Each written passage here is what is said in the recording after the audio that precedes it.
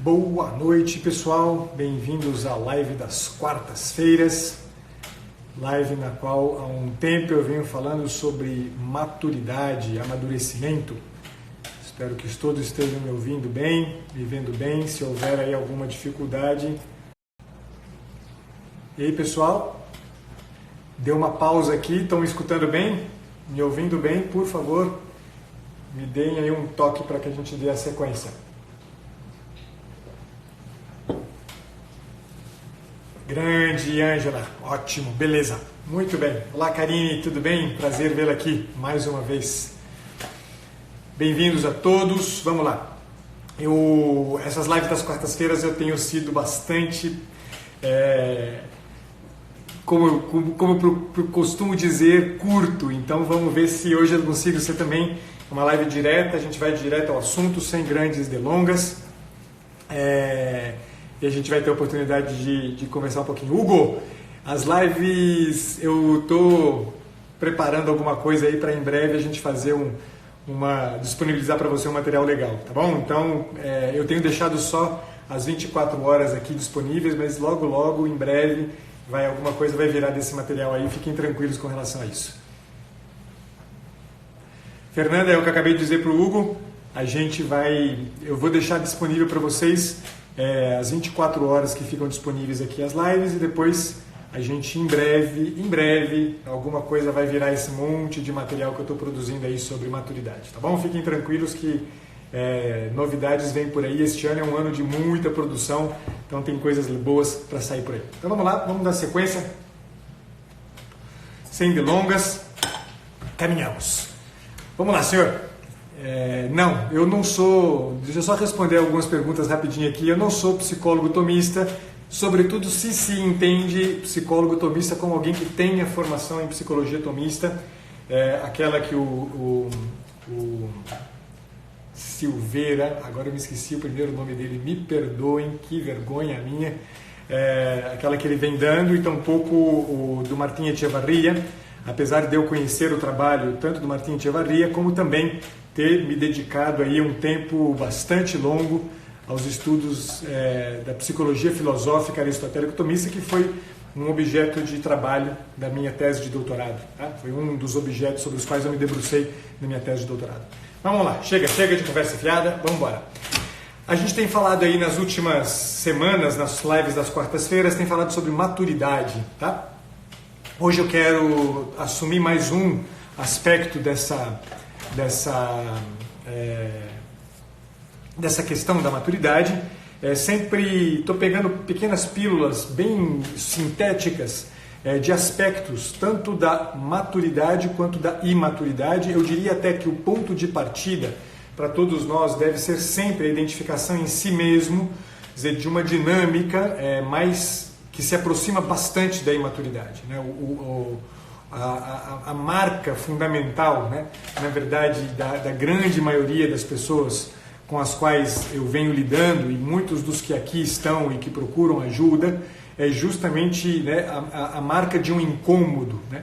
Um incômodo com um caminho de enfrentamento, né? Uma forma de enfrentamento da vida, marcada por isso que a gente tem chamado aí de imaturidade, tá? Então, acho que o ponto de partida deve ser sempre esse, né? Vocês fazerem um diagnóstico de si mesmos, né? Que nasça do incômodo, que nasça de um mal-estar, que nasça, sobretudo, da percepção em si mesmo, né? Quer dizer, uma dificuldade de caminhar, né? De uma dificuldade de dar um passo fundamental.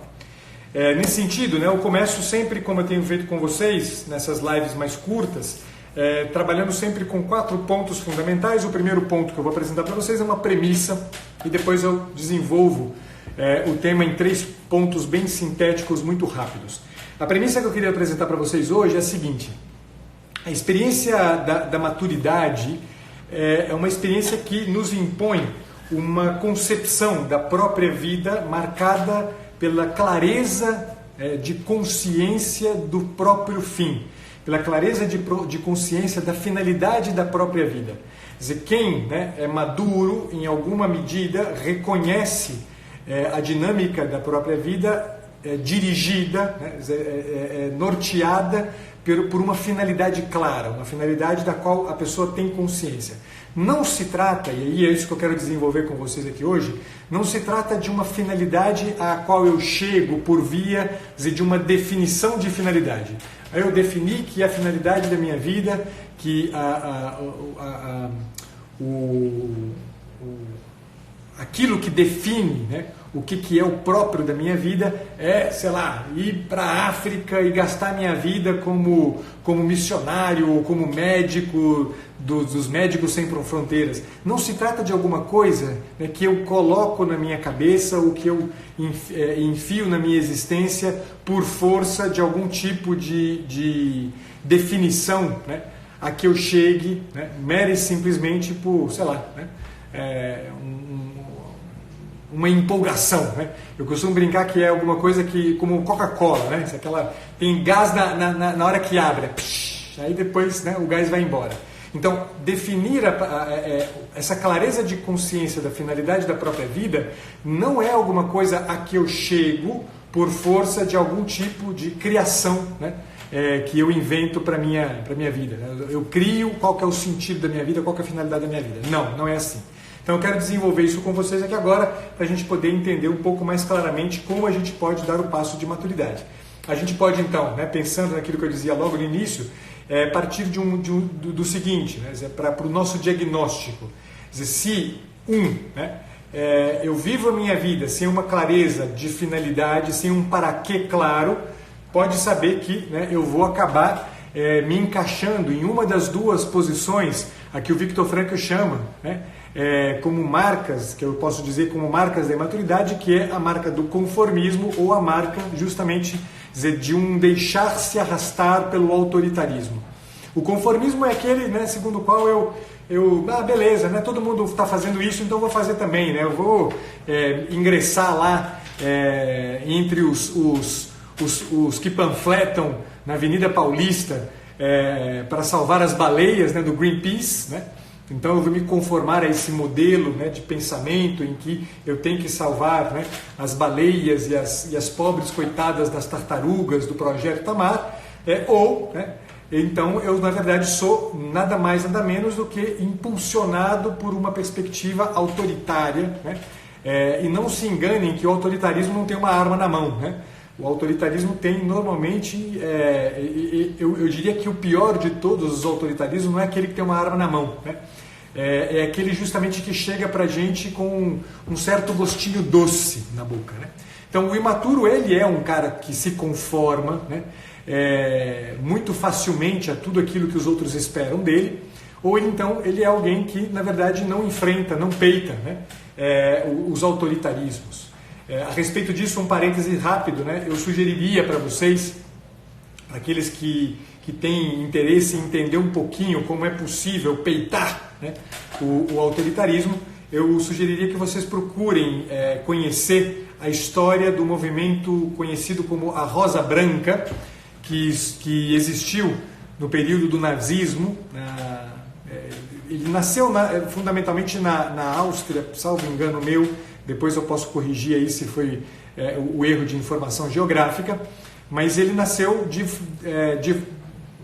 entre jovens universitários novos, né, meninos de 17, 20 e poucos anos de idade, né, que resolveram peitar o nazismo e o fizeram de uma forma muito impressionante, né, e certamente deixaram marcas muito significativas no meio, sobretudo, do ambiente universitário no período da Segunda Guerra Mundial, lá nos países que estavam dominados pelos nazistas no período da Segunda Guerra Mundial. Ali vocês têm um pouco uma ideia de como é possível, né, apesar de todo o autoritarismo, a gente enfrentar de peito aberto e, em alguma medida, colocar o dedo, né, na ferida deste autoritarismo. Mas, enfim, isso é um parêntese, fecho parêntese e avanço. Então, a premissa é esta. É um sinal evidente de maturidade, né, uma clareza de consciência da própria vida como uma vida dirigida para um norte claro, uma vida dirigida para um para quê, para uma finalidade claramente da qual eu tenho uma consciência clara, tá bom? Vamos lá, o primeiro ponto que eu queria trazer para vocês é o seguinte, né? O que quer dizer ter uma consciência clara do próprio fim, né? Ter uma consciência clara da finalidade da própria vida. Eu para falar sobre isso, eu acho que tem três características de uma consciência da finalidade da própria vida que servem para a gente começar, né, a verificar em si mesmo, né, se eu sou ou não sou maduro, se eu tenho ou não tenho essa consciência. A primeira, né, é que, e talvez seja a mais evidente de todas, a mais óbvia de todas, né, é que quem tem a consciência do próprio fim é alguém que sabe para que existe. Né? Quer dizer, qual é o para que da minha vida? Né? Então, vejam que para que isso aconteça, né, é necessário um trabalho de autoconsciência, né, um trabalho de autoconsciência bastante consistente, bastante sólido. Então, essa é uma primeira característica aí, né, do afirmar a própria vida como uma vida consciente do próprio fim, da própria finalidade.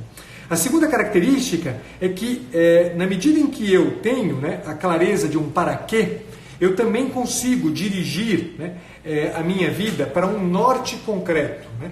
E vejam que eu estou falando de um norte concreto, não se trata de alguma coisa que é um ideal que eu tenho na minha cabeça, eu vou salvar o mundo, vou tornar o mundo melhor, e tudo isso como fruto de uma ideiazinha que eu tenho na minha cabeça. Quer dizer, é um norte concreto, quer dizer, eu tenho uma definição, né? A minha vida tem uma direção, né, marcada por uma concretude que tem tudo que ver com uma compreensão de qual é o dever que eu preciso cumprir na minha vida. Quer dizer, no estado de vida que eu vivo como estudante, no estado de vida que eu vivo como filho, como esposo, como esposa, como profissional, como sacerdote, pastor, seja lá o escambau que for, quando a clareza do meu estado de vida, em alguma medida, não é só essa clareza do estado de vida, mas também para onde aponta este estado de vida, que deveres esse estado de vida pede de mim. Portanto, é muito importante que eu entenda que saber ter consciência da finalidade da própria vida, tem que ver claramente, tem que ver explicitamente com uma clareza de consciência dos meus deveres, dos deveres que eu tenho para cumprir.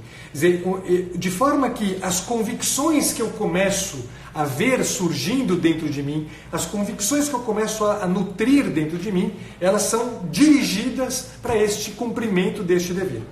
E uma terceira, né, característica que a gente poderia dizer, né, apontar para essa consciência da vida com uma finalidade, é algo que a gente poderia chamar, né, de um olhar transcendental. Porra, o que significa isso aqui? Quer dizer então que tem um troço meio místico na jogada? Sim e não, tá? Mas eu vou direto ao assunto mais claramente para vocês entenderem o que é esse olhar transcendental. A palavra transcendental, ela vem da junção, né, de um sufixo, o sufixo trans, em latim, que significa para além, aquilo que está além do que eu estou vendo, e o verbo scandere, tá? Scando. O verbo scandere, ele tem uma origem muito remota no proto-indo-europeu, num verbo do proto-indo-europeu que se diz scand, que significa nada mais nada menos do que escalar, né? Quer dizer, subir alguma coisa, né? Escalar uma montanha. De fato, né, o proto-indo-europeu deu origem a uma série de palavras no sânscrito que tem praticamente todas a mesma noção.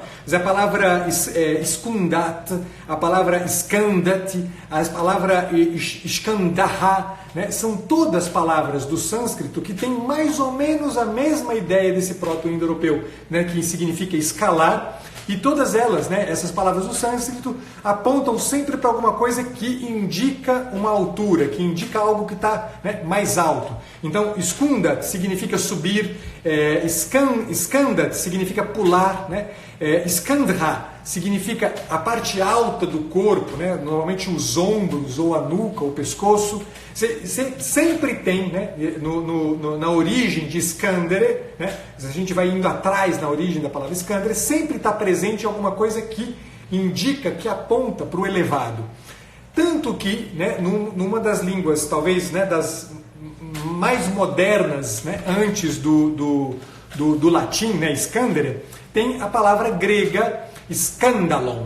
Skandalon em grego significa pedra de tropeço, tá? Aquela pedra que, em alguma medida, ela me faz cair, né?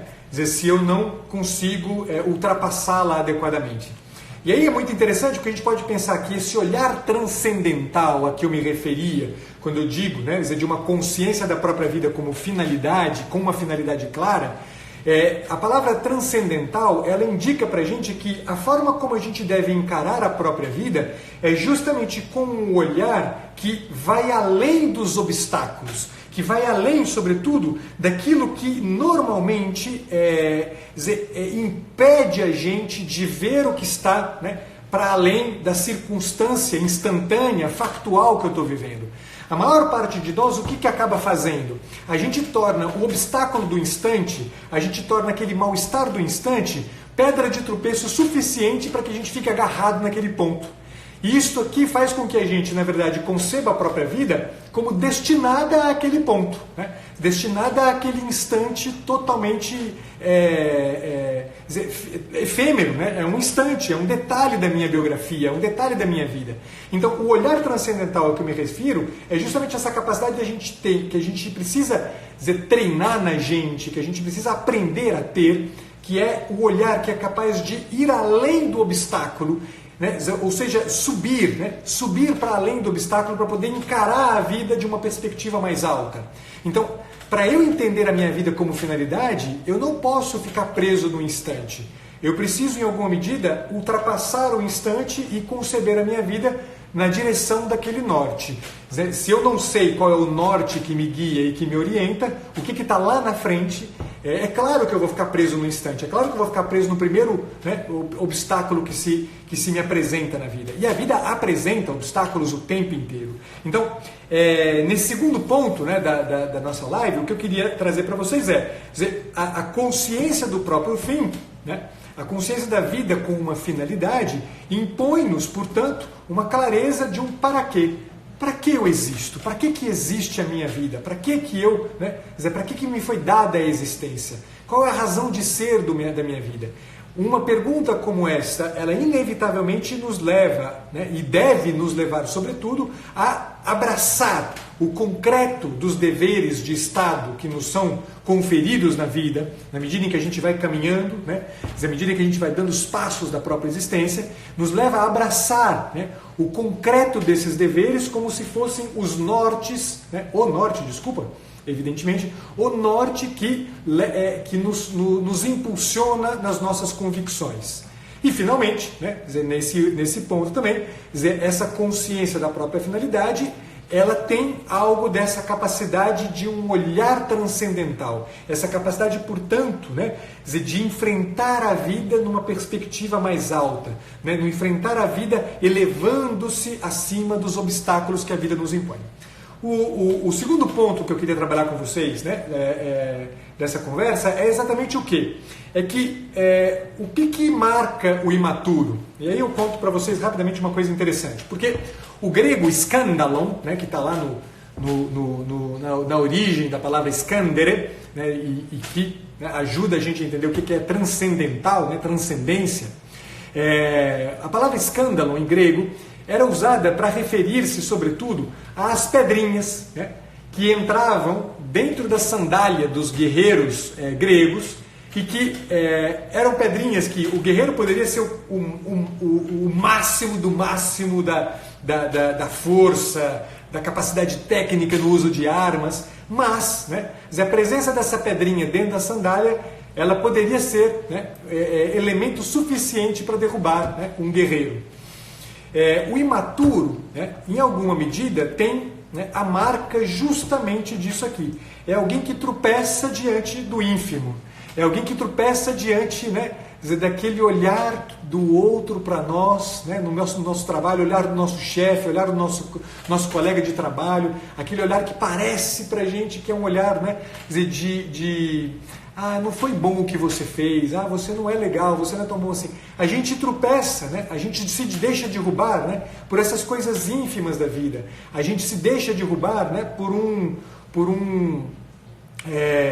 sei lá, a fala de uma pessoa, né? E a gente ainda usa, né, aquela máxima segundo a qual, né, as palavras ferem mais do que as pedras, que é uma mentira sem tamanho, né? É impressionante como a gente repete frases sem se dar conta do quão ridículas elas estão, né? Quer dizer, as palavras ferem mais do que as coisas, que as pedras, mas de onde que tiraram isso? Palavra não fere porcaria nenhuma e absolutamente ninguém, né? Palavras não ferem, né? Vai levar uma pedrada para você ver, né? E aí você vai entender o que efetivamente é ser ferido, né? Quer dizer, as palavras dos outros se tornam para a gente coisas sobre né, que nos derrubam, que obstaculizam a nossa caminhada, né? Quer dizer, o olhar do outro se torna um obstáculo, se torna um inferno para a gente, como o triste Jean-Paul Sartre afirmava, né? Ou seja, o imaturo, né, ele tropeça no incômodo, ele sempre tropeça, né, naquele pequeno mal-estar que a vida impõe para ele, e que não impõe só para ele, impõe para todo mundo, cacete, todo mundo, né, e o tempo inteiro enfrenta incômodos na vida. Não é possível viver uma vida sem que, em alguma medida, em uma medida larga, a gente seja incomodado pelas circunstâncias que a vida nos apresenta. Quer dizer, seja no trabalho, seja em casa, seja no relacionamento, seja no trânsito, em todo o instante a gente é incomodado. O imaturo é alguém que se deixa marcar por este incômodo, tropeça neste incômodo e não só tropeça nesse incômodo, como se estende no chão da própria existência e se deixa caído no chão da existência, esperando, né, a hora que alguém, uma santa alma, vai aparecer lá para dizer para ele: porra, você caiu de nada, né? Você caiu de maduro ou de podre, né? Quer dizer, não dá para a gente viver a existência, né, o tempo inteiro marcado por estes incômodos. É preciso que a gente, né, aprenda a ter uma consciência do paraquê da nossa vida, para que diante dos tropeços que a gente vai tropeçar, diante dos incômodos que vão aparecer, a gente não pare nos incômodos e a gente se eleve por sobre os incômodos, se eleve por sobre os tropeços infinitos que a gente vai ter na vida, para justamente continuar a caminhada, justamente continuar apontando o olhar na direção daquele norte que dá consistência para as nossas convicções. Um norte que é totalmente determinado por uma clareza de um paraquê, por uma clareza de qual é a finalidade da minha vida. O imaturo não faz isso. O imaturo está o tempo inteiro atento apenas às pequenas pedrinhas que se encaixam nas sandálias da sua existência. Então, o ponto que me interessa, né, que vocês entendam aqui, né, nessa segunda passagem da nossa conversa, é que se eu não sei, né, o paraquê da minha vida, eu me torno surdo, né? Eu me torno surdo aos gritos, né, desta finalidade. Eu me torno cego, né, aos chamados da existência, aquelas provocações da existência. É preciso ter uma consciência o mais clara possível do paraquê da nossa vida. E daí vem o terceiro e último ponto dessa nossa conversa, que é o seguinte: como é que eu faço então, né, para encontrar e para ter consciência, né, da finalidade da minha vida e para encontrar o sentido da minha vida? Esta é a palavra que nós estamos tratando o tempo inteiro. Como é que eu faço para poder me deparar, né, o mais concretamente possível com o paraquê da minha vida? Eu vou ler para vocês um trechinho desse livro aqui, Sede de Sentido, do Viktor Frankl, um livrinho, imagina, um livrinho de 60 páginas, tá? Publicado pela Quadrante editora. Não sei se ele ainda é publicado. Essa aqui é uma edição antiga, inclusive, uma edição de 2003, já vão 16 anos. Na página 28 desse livrinho, olha o que diz o Viktor Frankl. Eu leio para vocês vão entender bem, né, a resposta a que se pode chegar, né, a melhor resposta possível a que se pode chegar para essa pergunta, né? Como é que eu encontro o sentido da minha vida? Como é que eu encontro a finalidade da minha vida, o paraquê da minha existência? Diz o Viktor Frankl nessa página 28. Não se trata, portanto, de injetar sentido nas coisas, mas sim de extrair o sentido delas, de captar o sentido de cada uma das situações com que nos defrontamos na vida. Olhada deste ponto de vista, a vida não se assemelha àquele teste de Rorschach em que o indivíduo recebe uma folha cheia de manchas de tinta e deve dizer que figura estas manchas lhe sugerem, a fim de que essa figura, projetada pelo âmbito subjetivo da pessoa, forneça ao psicólogo algum indício sobre o caráter e o inconsciente da pessoa em observação. A vida assemelha-se antes a um quebra-cabeças, em que é preciso achar a figura de um ciclista. Temos que virar o desenho de uma peça de um lado para o outro, até acharmos a sua silhueta, escondida de cabeça para baixo entre as árvores, atrás de uma capela. Ele está lá.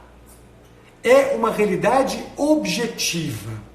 Vejam, como é que a gente faz para encontrar, o sentido da nossa vida? Como é que a gente faz, portanto, para adquirir um olhar maduro sobre a própria existência, um olhar, portanto, que tem a marca da clareza de um para quê?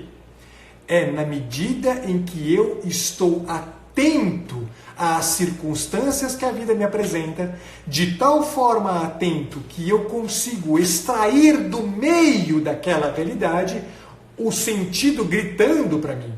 Quer dizer, a direção do meu olhar, ela é definida por esse dado objetivo e não por um dado subjetivo. Vejam, há uma diferença, eu já falei sobre isso com vocês em outras ocasiões, entre o subjetivo e o objetivo, a palavra subjetivo e objetivo, e que se a gente começa a entendê-la claramente, a gente consegue entender mais perfeitamente aquilo que o Viktor Frankl está dizendo. A gente normalmente concebe, objetivo como uma coisa fria, uma coisa lógica, uma coisa definida por algum tipo de determinação. Sobretudo porque a nossa mentalidade é uma mentalidade muito marcada por esse cientificismo moderno, segundo o qual a vida tem que ser definida por aquilo que é positivamente material, que tenha clareza material. Mas não, objetivo não significa nada que tenha frieza, nada que tenha determinação ou lógica entendida, sobretudo como demonstrabilidade.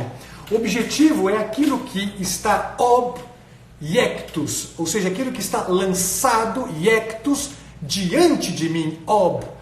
Então, uma coisa é objetiva porque ela está na minha frente, mas ela não está debaixo da minha pele, sub-iectus, lançado sob a minha pele. Quer dizer, aquilo que é subjetivo é nada mais, nada menos do que o resultado do olhar para uma lâmina de rocha e dizer o que eu estou achando, o que eu estou vendo ali. Quer dizer, é puramente subjetivo, aquilo ali não tem absolutamente nada de objetivo, aquela é uma mancha de tinta numa folha de papel. Quer dizer, quando eu olho para aquela mancha de tinta numa folha de papel e eu falo do que eu estou vendo, eu não falo da mancha de tinta, eu falo do que está rolando dentro de mim. Esta é uma posição típica do imaturo diante da vida. Quer dizer, diante da vida, o cara não fala do que ele está vendo, ele fala do que ele percebe dentro dele, ele fala do seu mal-estar, ele fala do seu incômodo, ele fala da sua dorzinha, ele fala do seu vitimismo, ele fala do seu mimimi, ele fala do seu escambau, mas ele não fala da realidade propriamente dita. A realidade propriamente dita é o teu filho que está chorando. A realidade propriamente dita é o teu chefe que está te chamando a atenção porque você fez um serviço de merda. A realidade objetiva é o teu cliente não ficou satisfeito com aquilo que você entregou para ele. A realidade objetiva é aquilo que a vida coloca na minha frente, diante de mim. Se eu não olho para isto, eu não irei ter uma clareza da vida como sentido. Eu não terei uma clareza da vida como um para quê. Eu terei apenas uma clareza daquelas coisas que eu enfiei na minha cabeça. E que eu enfiei na minha cabeça por força, certamente, ou de um conformismo de merda, ou por força, certamente, e pior ainda, de uma adesão a um autoritarismo que não me leva para lugar nenhum.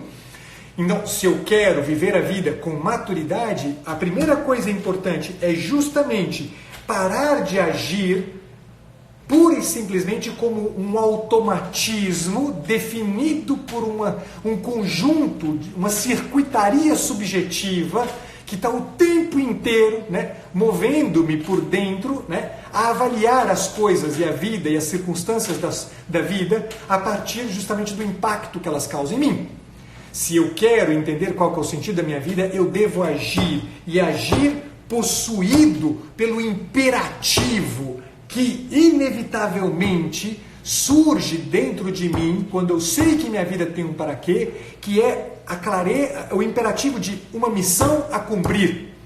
Por exemplo, Pumbas, você é pai de família? Caramba, qual que é a missão que você tem que cumprir? Qual que é a missão que o teu dever de Estado te pede? É ser um pai decente para o teu filho? Se você é um esposo, se você é uma esposa, qual é a missão que você deve cumprir?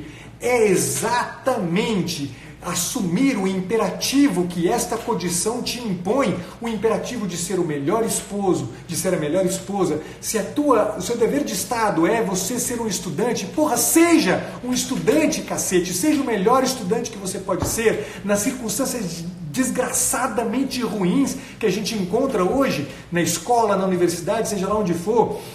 Assuma isso para você, esta é a sua missão para cumprir, é isso que objetivamente está lançado na tua frente. Se você não olha para isso, nego, você não vai entender o para quê da tua vida, você vai ficar enfiando um monte de propósitozinhos definidos por uma série de imagens vazias, absolutamente vazias que você enfiou na sua cabeça. Você só vai, de fato, empreender um caminho que tenha a marca de uma vida definida por um para quê, porque você sabe o que objetivamente te é solicitado como missão na vida. Você sabe objetivamente o que te é solicitado como missão a ser cumprida na tua vida.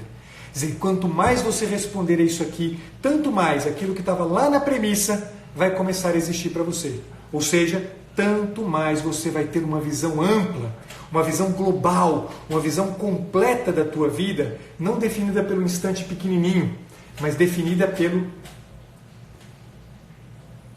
por essas convicções, por esse conjunto de convicções, que norteiam os teus passos, que norteiam o teu agir, que norteiam a tua vida de uma maneira tal que você sabe para que é a tua existência.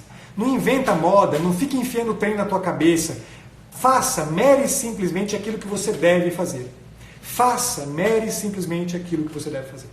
Ultimíssima coisa, e termino por uma coisa que eu acho que talvez seja é um resumo bem claro disso aqui de um autor chamado Rafael Llanos Cifuentes, que ele diz uma coisa que é redondinha.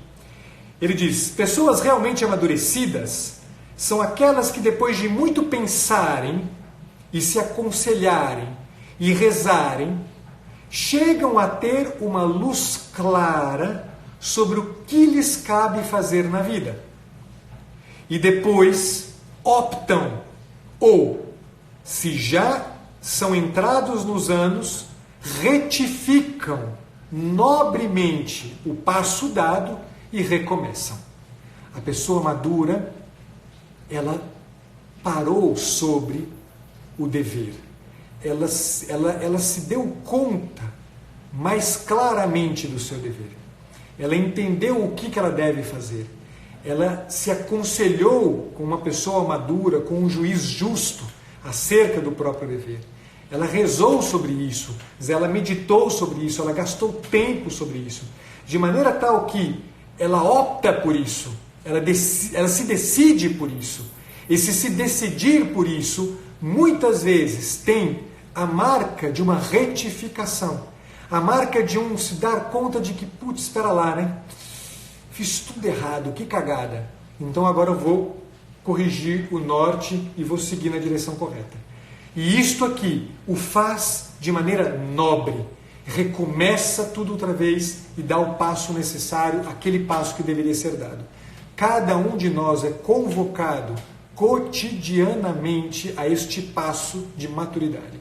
Cada um de nós é chamado, provocado pela vida, provocado pelas circunstâncias, não a parar nas circunstâncias como obstáculos e pedras de tropeço, mas é chamado a ultrapassar, ir além desses obstáculos, passar por cima desses obstáculos, como quem sabe a direção que está seguindo. Do contrário, não vai caminhar. Do contrário, não consegue caminhar. Ok, pessoal? É isto. 35 minutos, avancei 5 minutos do que eu havia me proposto, mas eu gastei 5 minutos no início dando oi para vocês e respondendo algumas perguntas muito rapidamente, então deu os 30 minutos que eu queria. Povo, muitíssimo obrigado. Amanhã tem live com o Kik, a gente vai falar sobre ser homem. Preparem-se, porque inclusive essa conversa entre mim e o Kik amanhã é uma conversa que vai lançar aí uma proposta para vocês a partir da semana que vem. Eu vou fazer uma live aí semanal sobre ser homens. Então aguardem a conversa da gente amanhã às 21 horas aqui no nosso perfil. Fiquem com Deus, até amanhã.